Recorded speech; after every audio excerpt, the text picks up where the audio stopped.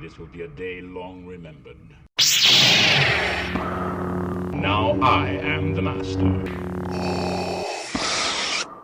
Welcome to another episode of Legends and Theories, and welcome to what is currently my last planned video about Suicide Squad Kill the Justice League. I'm going to be doing more about it in the future, especially after it is fully finished with its seasons and story in about a year. So you will see more content about it. But the final thing I wanted to talk about is the Batman boss fight and how it could have just been so greatly fixed. This is just such a disappointing boss fight because, as I mentioned in my review yesterday, all the other ones feel like you're truly fighting this hero. You're fighting the Flash as he's going around the map and he is, just destroying everyone with tornadoes and everything, making you have to move around a lot and have to hit him in those few seconds where he's standing still. Green Lantern makes you feel like you're fighting someone who has the ability to really create whatever he wants. And Superman, as I said, feels like you're basically just hoping for a miracle, getting whatever shots you can on him, and it's really terrifying because he is so powerful. But Batman, as I said, I was going to make this down more today. It just doesn't feel like you're fighting Batman. Yes, this does give a good reminiscent to the Scarecrow boss fight. Not only from Asylum, but from the Night DLC, where you're attacking the giant Scarecrow. But really, besides that, there's no real great reason for you to go and fight Batman this way. It would have been way better if the setup was very similar, where you enter into the Batcave, but instead you go on a straightaway path where you're walking up to, the hologram of Batman to kill him. But with it, you can't go anywhere else. You don't have the option to use your jetpack or anything. And as you go to approach him, you then get the ultimate great part of the story where you would get the nice tribute for Batman talking about his final days and his plans to take down the Justice League. And you kind of cut the Robin's mask part out because that's another just kind of like it was just kind of necessary, and they're not going to confirm if he's fully dead or not. I think that it's way better for them to just not have included it.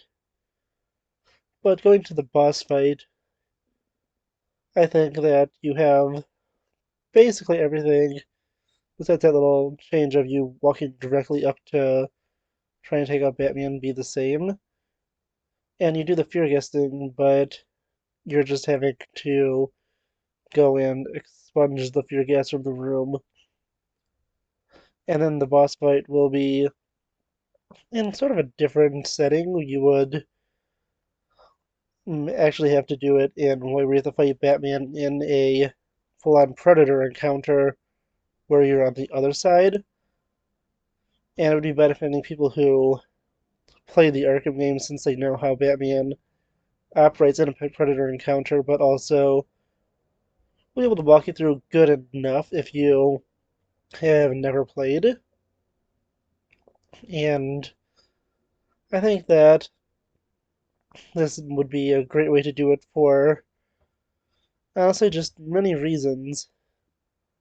So the first is this would make you feel like you're fighting Batman and this is Batman from Arkham.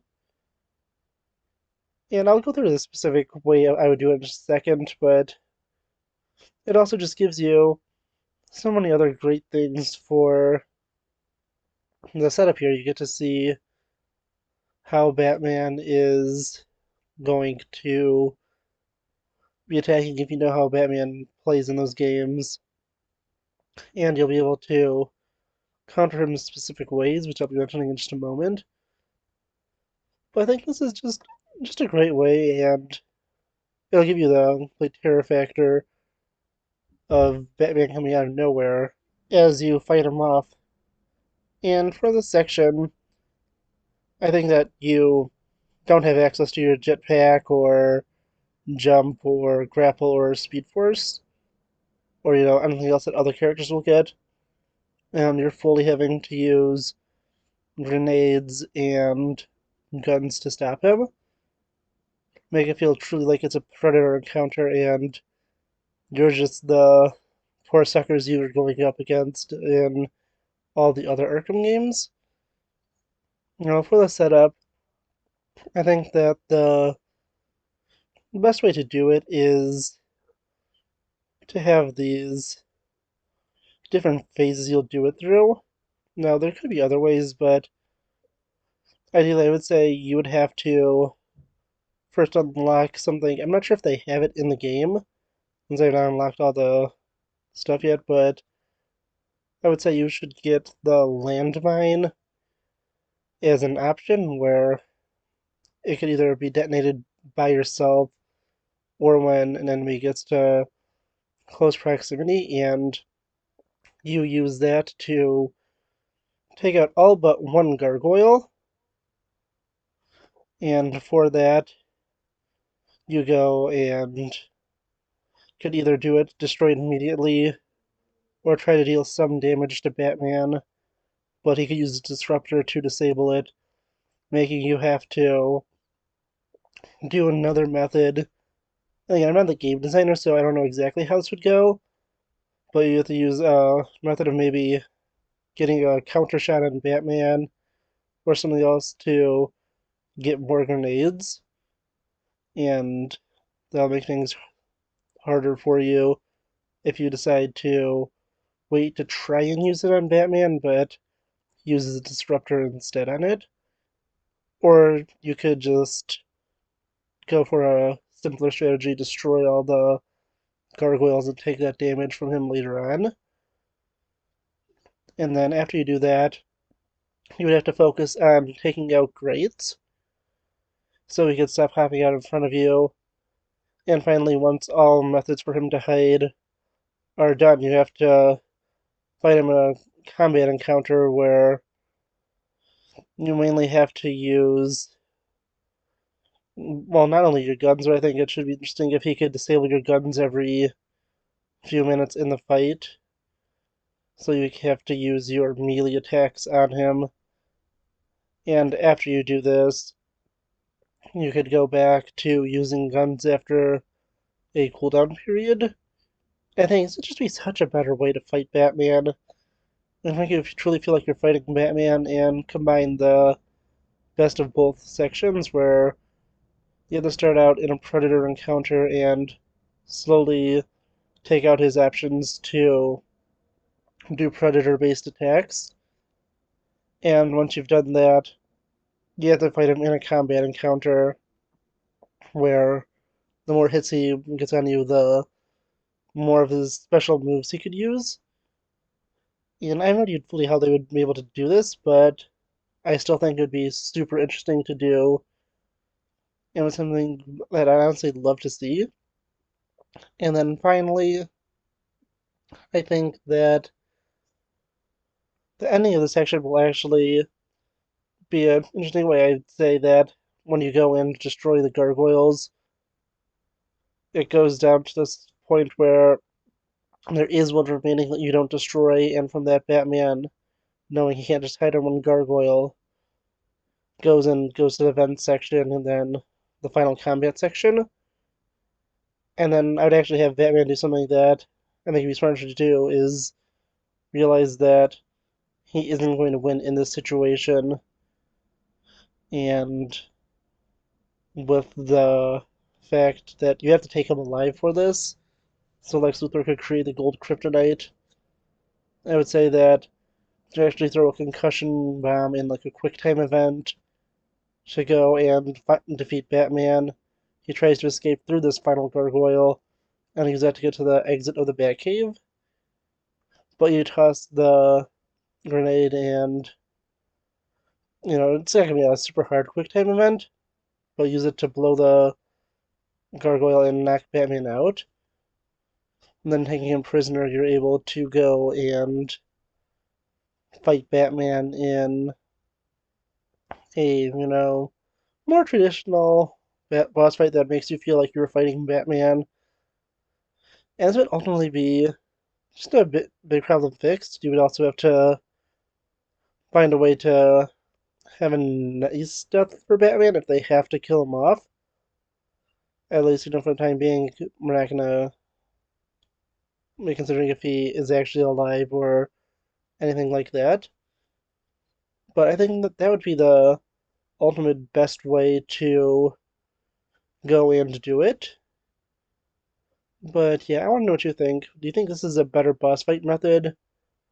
Or do you think that there's a different way to do it? Because I think this is the best way to fight Arkham Batman because it just gives you a interesting way to fight him, which makes you feel like you are actually fighting Arkham Batman, who's using the same tactics and strategies you would use against criminals when you play the games.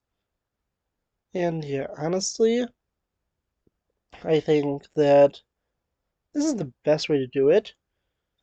And it would be interesting to also, play as the other characters and have them have kind of different reactions if you, for example, are playing as the Joker, and to have interactions with Batman here, and something I forgot to mention in my review yesterday, so it's going to be a small add-on part, but I do hope they have different character interactions for the stuff we've already played with characters like Joker would go to the Arkham Museum, and you could get Joker making comments on what this version of him did in this universe. I think that would be fun, and I think that's probably just an interesting thing they could do. But now let's go on to just my final thoughts with this.